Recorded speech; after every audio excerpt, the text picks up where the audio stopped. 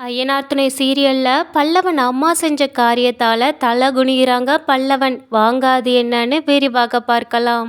பல்லவன் அம்மா இன்னுமே பல்லவன் மேல ரொம்பவே பாசமா இருக்கிறாங்க.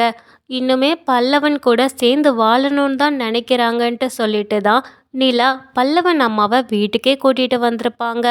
அவங்கள பார்த்ததும் எல்லோருக்குமே ரொம்ப சந்தோஷமா இருந்தாலும் நடேசன் மட்டும், இவ நம்ம வீட்டுக்கு வேணாண்டா, இவ நல்லவளே கிடையாது, இவளோட குணத்தை நீங்க போக போக தான் பார்ப்பீங்க, இவ ஒரு விஷண்டா அப்படின்னு சொன்னாலுமே ஏதோ நடேசன் குடிச்சிட்டு தான் வளர்ந்தாங்கன்னு சொல்லிட்டு, அப்பா நீங்க எதுவுமே பேசாதீங்க, பல்லவன் இப்போதான் சந்தோஷமா இருக்கான், அவன் சந்தோஷமா இருந்துட்டு போகட்டும், நீங்க எந்த பிரச்சனையும் பண்ணாதீங்கன்னு சொல்லிட்டு நடேசனை தான் அமைதியா இருக்க சொல்றாங்க.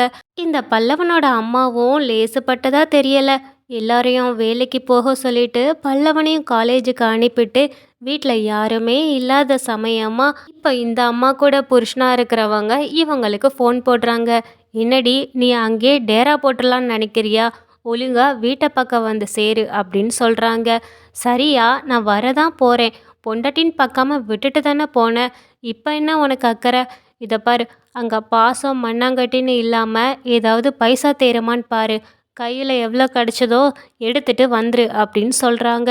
அதே மாதிரி பல்லவன் அம்மாவும் எல்லாரும் போன சமயமாக வீட்டில் எல்லா இடத்தையுமே தேடி பார்க்குறாங்க. நிலாவோட ரூம், அதுக்கப்புறம் நம்ம சேரன் ரூம், எல்லா ரூம்லேயும் பீரோவில் ஏதாவது வச்சுருக்காங்களா, பையில் ஏதாவது பணம் வச்சுருக்காங்களான்னு சொல்லி சுற்றி சுற்றி தேடுறாங்க. எங்கேயுமே ஒரு பைசா கூட இல்லைன்னு தெரிஞ்சதும் என்ன வீடு இது அப்படின்னு சொல்லி புலம்பிட்டு இருக்கிறாங்க. மறுநாள் காலையில் எல்லாருமே வீட்டில் இருக்கும்போது நம்ம சேரன் ஏற்கனவே பாண்டியனுக்கு கடை லீஸுக்கு வருது, அதை எடுக்கணுங்கிறதுக்காக அவங்க வேலை பார்த்த இடத்துல ஒரு 1,50,000 வாங்கி கொடுக்குறாங்க. இதை பார்த்ததுமே பாண்டியன், எப்படி அண்ணே நீ இவ்வளோ பணம் ரெடி பண்ணன்னு சொல்லி கேட்குறாங்க. அது நான் வேலை பார்க்குற இன்ஜினியர் கிட்ட தாண்டா வாங்கினேன், இப்போ அதெல்லாம் உனக்கு எதுக்கு, நான் தரதை மட்டும் நீ வாங்கிக்கோ, நல்லபடியாக நீ கடையை லீஸுக்கு எடுத்து நடத்துன்னு சொல்லி கையில் கொடுக்குறாங்க. இதை பார்த்ததும் பாண்டியனுக்கு ஆனந்த கண்ணீரே வருது. அதே சமயம் சோழனும் அவங்க வேலை பார்க்குற கால் டாக்ஸியில் இருந்து ஏற்கனவே அவங்க ஓனர்கிட்ட சொல்லி அட்வான்ஸ் 50,000 ரூபாய் வாங்கியிருப்பாங்க. நீங்கள் கொஞ்சம் கொஞ்சமாக என் சம்பளத்தில் கழிச்சிக்கோங்கன்னு சொல்லிட்டு தான் வாங்கிட்டு வந்திருப்பாங்க.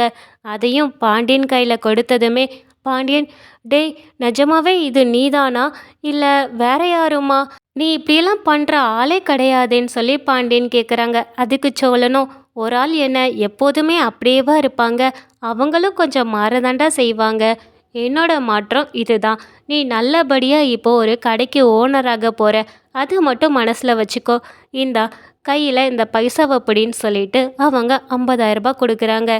ஏற்கனவே நம்ம பாண்டியனும் 1,40,000 கிட்ட வச்சுருக்காங்க. நம்ம நடேசன் கூட அவங்க கையிலேருந்து 10,000 ரூபாய் எடுத்து கொடுக்குறாங்க. இதை பார்த்ததும் குடும்பத்தில் எல்லோருக்குமே ரொம்பவே சந்தோஷமாகுது. பாண்டியன் கையில் நம்ம நிலா கொடுத்த 60,000 சேர்த்து தான் இவ்வளோ பைசா இருந்திருக்குது. இப்போ பாண்டியன் கையில் 3,00,000 வந்துடுச்சு. இதை பார்த்ததும் குடும்பத்தில் எல்லோருக்குமே ரொம்பவே சந்தோஷமாகுது. சரி பாண்டியன், நீ ரூபாயை கையிலே வச்சிட்ருக்காத, நாளைக்கு உடனேயே அந்த ஓனரை பார்த்து நீ உன் பேரில் மாற்றி வாங்கிக்கோ. சரின்னு சொல்லிட்டு பாண்டியன் உடனேயே அந்த லீஸுக்கு விடுறவர்கிட்ட ஃபோன் போட்டு கேட்குறாங்க. இந்த மாதிரி என் கையில் பைசா ரெடி ஆகிடுச்சு, நான் எப்போ கொண்டு வரட்டும்னு சொல்லிட்டு. அதெல்லாம் ஒன்றும் அவசரம் இல்லை பாண்டி, நீ நாளைக்கே வேணாலும் கொண்டு வா, ஏன்னா நம்ம பத்திரமும் மாற்றி எழுதணும்ல, நான் பத்திரத்தை மாற்றி எழுதி வெயிட் பண்ணிக்கிட்டு இருக்கேன், நீ நாளைக்கு காலையில் பைசாவை கொண்டாந்து கொடுத்துட்டு பத்திரத்தை உன் பேரில் மாற்றிக்கோன்னு சொல்கிறாங்க. அதை கேட்டதுமே பாண்டியன் ரொம்பவே சந்தோஷப்பட்டுட்டு வீட்டில் எல்லார்கிட்டையுமே சொல்கிறாங்க. அவங்க எல்லாரும் சரி நாளைக்கு நம்ம பாண்டியன் அந்த கடைக்கு ஓனர் ஆகிடுவான்னு ரொம்பவே சந்தோஷத்தில் தூங்க ஆரம்பிக்கிறாங்க. ஆனால் அதே நேரம் இவ்வளோ பணத்தை பார்த்த பல்லவனோட அம்மாவோட நடவடிக்கை எதுவுமே சரியில்லை. அவங்களுக்கு மறுபடியுமே அந்த ஆள்கிட்ட இருந்து ஃபோன் வந்துக்கிட்டே இருக்குது. இவன் வேற சொன்னால் கேட்கவே மாட்டேங்கிறான், வீட்டில் எல்லாரும் இருக்காங்க ஃபோன் போடாதீங்கன்னா இவன் கேட்குறானான்னு சொல்லிட்டு புலம்பிட்டு வீட்டு பின்னாடி போய் பேசுகிறாங்க. என்னையா வேணும் உனக்கு, நான் தான் இங்கே இருக்கேன், நீ கூப்பிடாதன்னு சொல்கிறல்ல, அப்புறம் எதுக்கு கூப்பிட்டுட்டே இருக்க அப்படின்னு கேட்குறாங்க. அதுக்கு இந்த அம்மாவோட புருஷன் சொல்கிறாங்க, இதை பார், நீ அங்கேயே செட்டில் ஆகிடலான்னு நினைக்கிறியா, அங்கே எவ்வளோ பணம் ஏதாவது தேருமா என்ன அப்படின்னு சொல்லி கேட்குறாங்க. அதுக்கு பல்லவனோட அம்மாவுமே, பணமான்னு சொல்லிட்டு யோசிக்கிறாங்க. எல்லாருமே பாண்டியன் கடை திறக்கிறதுக்காக வச்சிருந்த பணத்தை பற்றி இவங்க யோசிக்கிறாங்க. ஆமாம், ஒரு 3 லட்சம் ஏதோ அந்த பையனுக்கு கடை லீஸுக்கு வருதாம். அதை எடுக்கிறதுக்காக வச்சிருக்காங்கன்னு சொல்கிறாங்க. இதை கேட்டதுமே அந்த ஆள் சொல்கிறாங்க, அப்போ நான் சொல்கிற மாதிரி செய் அப்படின்ட்டு அவங்க கிட்ட ஒரு விஷயத்த சொல்கிறாங்க. இது எல்லாத்தையுமே நீலா அவங்க ரூம்ல இருந்து கேட்டுட்டு இருக்காங்க. என்னடா இந்த அம்மா யார்கிட்டயோ பேசிகிட்டு இருக்காங்க, அதுவும் என்னையா வாயா போயான்னு பேசுகிறத பார்த்தா ஏதோ புருஷன் மாதிரிலாம் பேசிகிட்டு இருக்கிறாங்க. இவங்களுக்கு ஒருவேளை இப்போதைக்கு எதுவும் குடும்பம் இருக்குமா என்ன?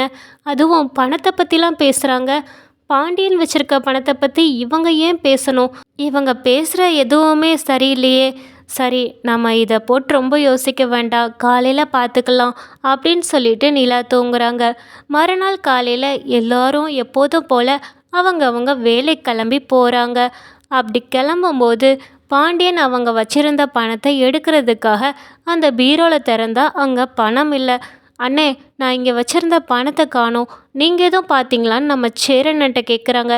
என்னடா, நீ தான் கை மாற்றி எங்கேயாவது வச்சிருப்ப, ஒழுங்காக தேடிப்பாரு அப்படின்னு சொல்கிறாங்க. இல்லைண்ணே, நான் பார்த்துட்டேன், நீ எங்கே இருக்குன்னு கொஞ்சம் வந்து தேடி தெரியான்னு சொல்லி கேட்குறாங்க. அப்போ எல்லாரும் வீடு ஃபுல்லாக தேடியுமே அந்த பணத்தை காணோம். அப்பந்தான் நிலாவுக்கு அந்த பல்லவனோட அம்மா பேசிக்கிட்டு இருந்தது நினைவுக்கு வருது. ஆமாம், பல்லவனோட அம்மா எங்கன்னு சொல்லி அப்பந்தான் கேள்வி கேட்குறாங்க. அப்பந்தான் சேரணுன்னு சொல்கிறாங்க. அவங்க ரொம்ப காலையிலே என்கிட்ட நான் ஒரு கோயிலுக்கு போயிட்டு வரணும், என் குடும்பத்தோடு சேர்ந்துட்டா அந்த கோயிலுக்கு வரேன்னு வேண்டியிருந்தேன்னு சொல்லிட்டு காலையிலே கிளம்பி போயிட்டாங்களேன்னு சொல்கிறாங்க. இதை கேட்டதும் நிலாவுக்கு ரொம்பவே சந்தேகமாகுது. அவங்க நேராக நடேசன் கிட்ட போய் விஷயத்த சொல்கிறாங்க. இந்த மாதிரி வீட்டில் இருந்த பணத்தையும் காணோம், அதே மாதிரி பல்லவன் அம்மாவும் கோயிலுக்கு போயிட்டு வரேன்னு சொல்லிட்டு போனாங்க. ஆனால் எனக்கு என்னமோ அவங்க மேலே சந்தேகமாக இருக்குன்னு சொல்கிறாங்க நிலா. இதை கேட்ட நடேசன், எனக்கு தான் அவளை பற்றி நல்லாவே தெரியுமே, நீங்கள் எல்லாரும் பட்டு தான் திருந்துவீங்கன்னு எனக்கு தெரியும், உடனே போலீஸ்க்கு ஃபோன் போடுங்க அப்படின்னு சொல்கிறாங்க. இதை கேட்டதும் நிலா, ஏன் இவ்வளோ சீரியஸாக சொல்கிறீங்க? அவங்கள பற்றி உங்களுக்கு தான் தெரியுமே, நீங்கள் சொல்லுங்கள், அவங்க இப்போ எங்கே போயிருப்பாங்க, நாங்கள் போய் தேடுறோன்னு சொல்கிறாங்க. நீ தேடினாலும் அவள் கிடைக்க மாட்டா, ஒழுங்காக ஃபோன் போடுங்க அப்படின்னு சொல்கிறாங்க. அதே மாதிரியே போலீஸ்க்கு ஃபோன் போட்டு அங்கே வர சொல்கிறாங்க. அவங்களுமே விஷயம் தெரிஞ்சு உடனேவே பல்லவனோட அம்மாவை கைது பண்ணுறாங்க. இதை பார்த்ததும் பல்லவன் பாசத்தால் கொஞ்சம் துடிச்சாலுமே இவங்க அந்த பணத்துக்காக தான் இங்கே வந்திருக்காங்கங்கிறத நல்லாவே புரிஞ்சுக்கிறாங்க. அது புரிஞ்சதுமே நடேசன் கிட்ட மன்னிப்பு கேட்குறாங்க நம்ம பல்லவன். என்னை மன்னிச்சிருங்க, நீங்கள் என் அம்மா கூட என்னை சேர விடாமல் வச்சுருக்கீங்கன்னு தான் நான் இவ்வளோ தூரம் நினச்சேன். ஆனால் அவங்க பணத்துக்காக தான் இவ்வளோ தூரம் பண்ணியிருக்காங்கங்கிறது எனக்கு இப்போ தான் புரியுது. என்னை மன்னிச்சிருங்கன்னு சொல்லிட்டு ரொம்பவே கண்ணீர் விட்டு நம்ம நடேசன்கிட்ட மன்னிப்பு கேட்குறாங்க. நடேசனுமே, எனக்கு அவளை பற்றி நல்லாவே தெரியும்டா, நீங்கள் எல்லாருமே ரொம்பவே நல்லவங்க, அதனால தான் அவளை நீங்கள் நம்பி வீட்டுக்குள்ளே விட்டீங்க. ஆனால் அவளோட லட்சணத்தை காட்டிட்டாளா, இனிமேலாச்சும் ஒழுங்காக சூதானமாக இருங்க அப்படின்னு சொல்லி நடேசன் சொல்கிறாங்க.